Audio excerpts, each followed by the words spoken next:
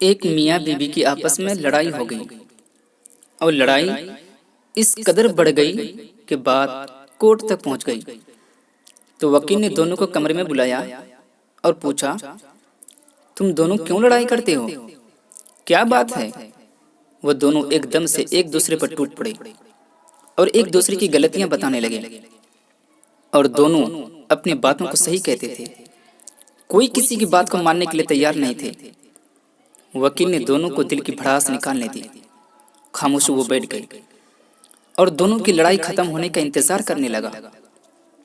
जब दोनों थक कर बैठ गए तो वकील साहब बोले, अच्छा ये बताओ, तुम दोनों ने एक दूसरे की खामियां और गलतियां बयान की। अब दोनों एक दूसरे की खूबियां और अच्छाइयां बयान करो। तो दोनों ही खामोश रहे। तो वकील साहब समझ गए कि इन दोनों को एक दूसरे पर इतना ज्यादा गुस्सा है कि एक दूसरे की कोई अच्छी बात याद ही नहीं है।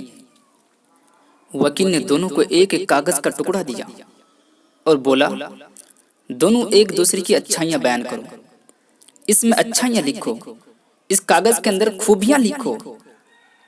काफी देर तक दोनों खामोश रहे। फिर शौहर ने कुछ लिखना शुरू कर दिया तो उसे लिखता देखकर बीबी भी तेज तेज लिखने लगी। ऐसा लग रहा था अभी भी दोनों मुकाबले में कागज भरने बैठ गए हैं। जब लिख लिया तो दोनों ने अपना अपना कागज वकील को थमा दिया और वकील साहब ने बीबी वाला कागज शौहर को और शौहर वाला कागज बीबी को थमा दिया और दोनों को कहा, पढ़ो। जब दोनों पढ़ने लगे तो पढ़ते ही दोनों की आंखों से आंसू निकल आए और एक दूसरे की तारीफ सुनकर बहुत खुश हुए। कमरे की आबो हवा एकदम बदल गई। ऐसा लग रहा था जैसे वहां कभी लड़ाई हुई नहीं थी, कभी दोनों मियाँ बीवी एक दूसरे से लड़े नहीं थे।